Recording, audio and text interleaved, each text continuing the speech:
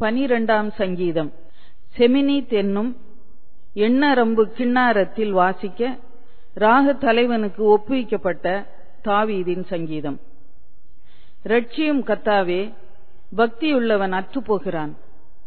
உண்மையுள்ளவர்கள் மனுபுத்திரரில் குறைந்திருக்கிறார்கள். அவரவர் தங்கள் தோழரோடே பொய் பேசுகிறார்கள்.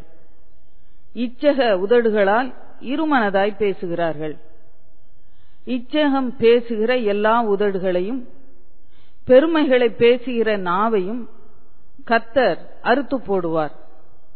அவர்கள், எங்கள் நாவுகளால் மேற்கொள்ளுவோம், எங்கள் உதடுகள் எங்களுடையது, யார் எங்களுக்கு ஆண்டவன் என்று சொல்லுகிறார்கள்.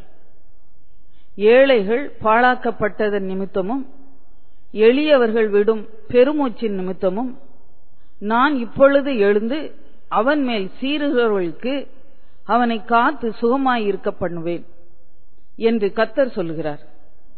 கர்த்தருடைய சொற்கள் மண் குகையில் 7 தரம் உருக்கி புடமிடப்பட்ட வெள்ளிக்கொப்பான சுத்த சொற்களாயிருக்கிறது.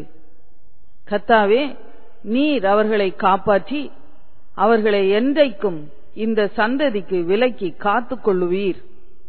மனுபுத்திரரில் சண்டாளர் உயர்ந்திருக்கும் போது துன்மார்க்கர் எங்கும் சுற்றித் திரிவார்கள்.